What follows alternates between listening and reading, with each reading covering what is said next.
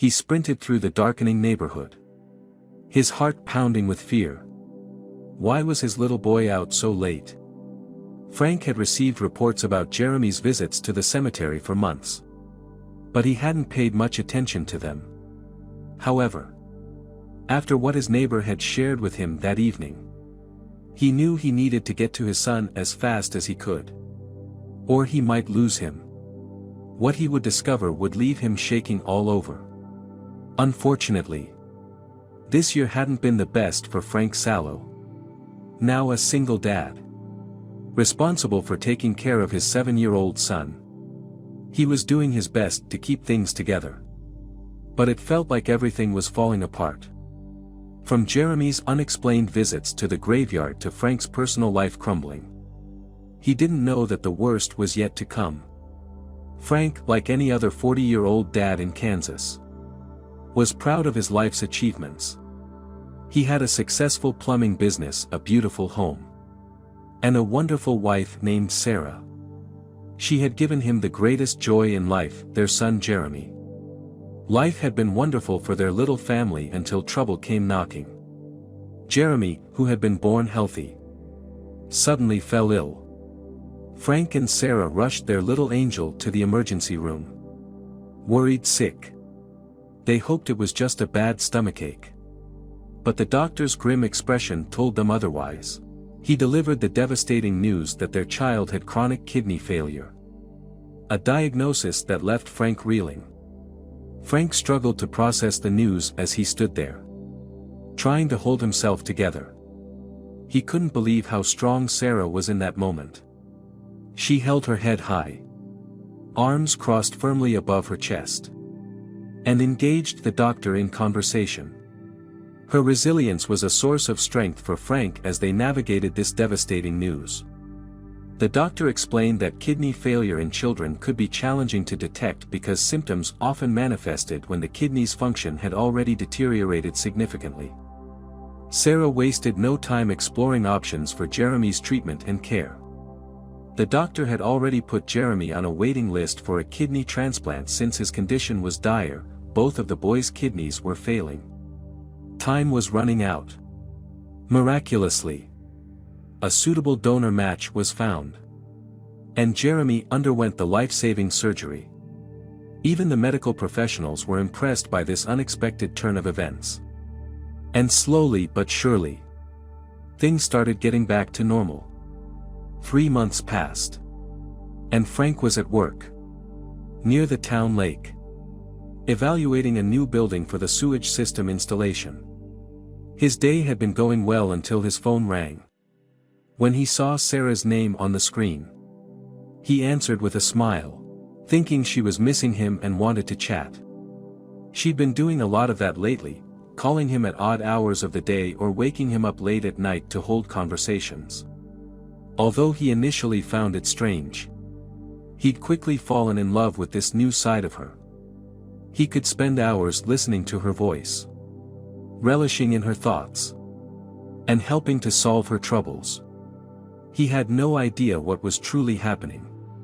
"Hi, honey," Frank answered, his lips curling as he set aside his work tools, ready to talk to the love of his life. "Frank," Sarah stammered in a broken voice, seemingly holding back a retch. "Something's wrong." Frank thought she was joking, perhaps role-playing as she liked to do. He giggled, about to play along. But then she coughed and hurled. And it was clear something was terribly wrong. "I need help. Please come home." Frank was already in his truck before Sarah could get the rest of that sentence out. He stepped on the gas, unsure of what was going on. Since it was the middle of the week, Jeremy was still at school, meaning Sarah was home alone. Frank had never driven so recklessly in his life. Today would be a first. Although he reached home in time, finding Sarah bent over the toilet, he couldn't do much to help. She was throwing up blood and complaining about sharp pains in her lower abdomen. Frank wasted no time strapping her into the passenger seat and driving to the emergency room. He waited quietly as the doctors tended to her, wondering in silence if someone had cursed his family.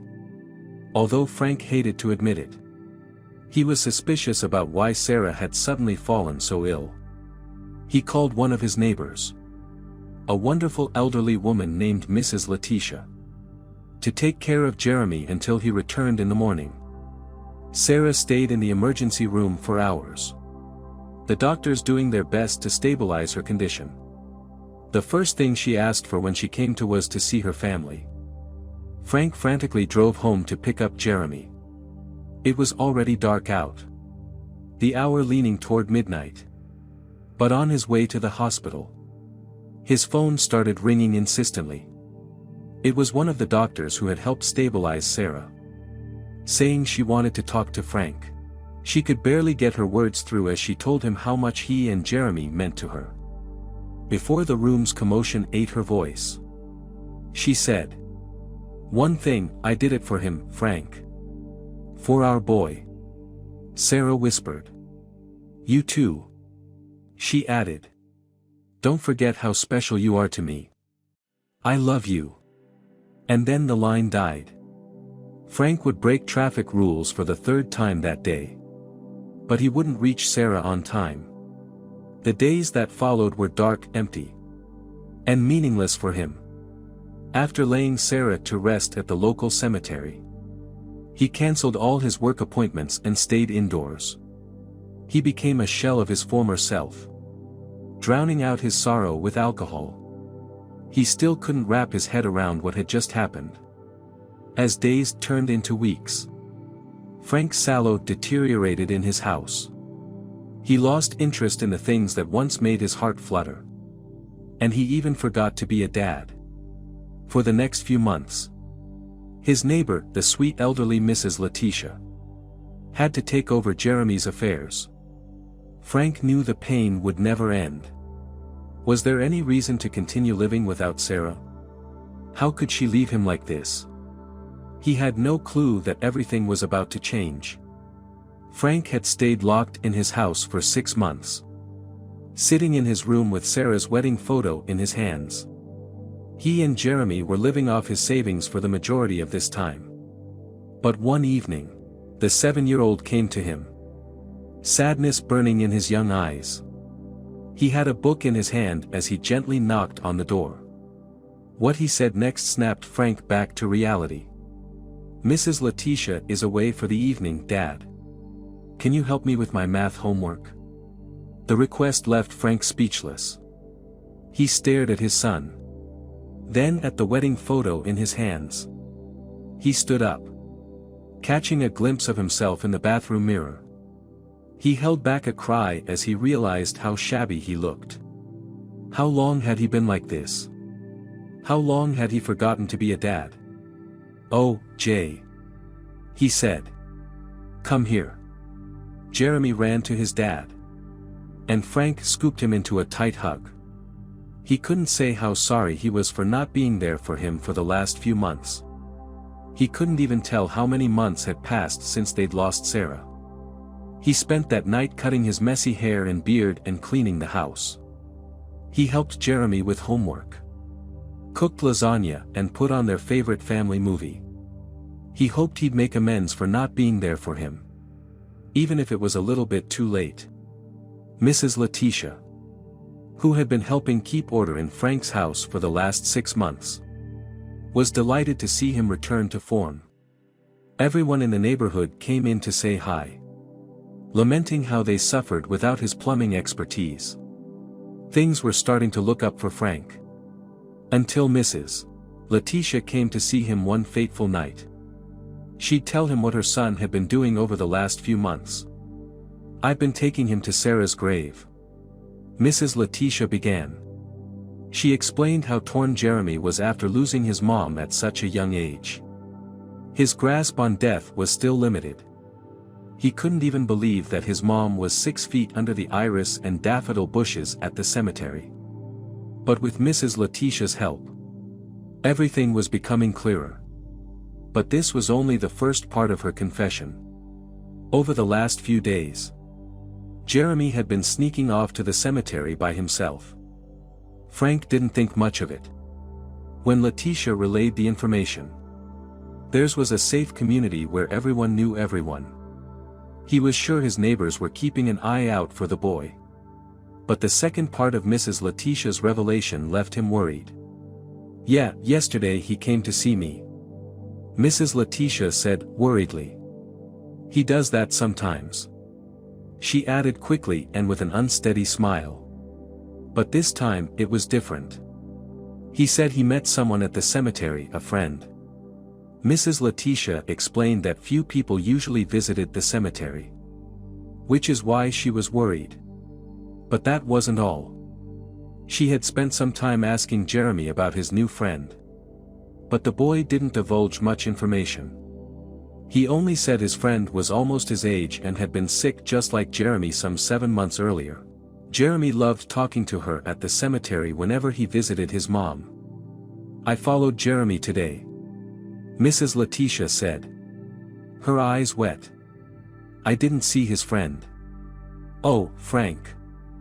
I think something bad might be happening there. We need to stop it before it's too late." Mrs. Letitia had long been known as a superstitious woman with roots in Eastern Europe and the Caribbean. She was a very spiritual person. Hearing her speak and listening to her take on what was happening reminded Frank of what Sarah had said before passing. "I did it for him, Frank." She had said it for their boy. Frank thought she was only rambling at the time due to heavy medication. But now his heart began thumping in his ears. What if Mrs. Letitia was right? And something terrible was happening? How many times had Frank heard stories about people giving up themselves for their loved ones? He remembered how out of the blue a donor had appeared with a kidney for Jeremy. He recalled how thankful Sarah had been. He also thought back to what she did afterward and how disturbed it had left him. "I did it for him, Frank." The once comforting but now cold words replayed in his mind. He took a deep breath, rubbing a hand down his sweaty face. Could he reveal Sarah's words to Mrs. Letitia? But he couldn't let his mind walk a path rife with superstition. He thanked her for letting him know about Jeremy's activities and promised to look into it. A few days passed with Jeremy visiting his mom's grave daily. As much as Frank tried to ignore it, suspicions were growing in him. Then one evening, Mrs. Letitia came bursting through his kitchen door. "I've seen him riding to the cemetery," she almost screamed. "Please go after him, Mr. Sallow." Frank didn't need to be told twice. The first thing Frank saw when he got to the cemetery was Jeremy's bike parked near the gate. He dashed inside. And true to Mrs. Letitia's word, found his son standing over Sarah's grave. But Jeremy wasn't alone. Standing next to him was a blonde-haired girl that Frank immediately recognized. He'd met her parents a few weeks after Jeremy's kidney surgery. Everything suddenly made sense. The hospital had diagnosed the girl with liver failure. And Sarah, thankful for the donor who saved her son's life, stepped up. She took some tests to see if she was a match for her. As it turned out, she was. The doctors set up the surgery, helping her donate part of her liver to save the girl. From the corner of his eye, Frank saw the girl's parents waiting for her at the edge of the cemetery. He'd seen them at Sarah's funeral but was too distraught to even say hi. He exhaled, knowing he was still far from uncovering this mystery.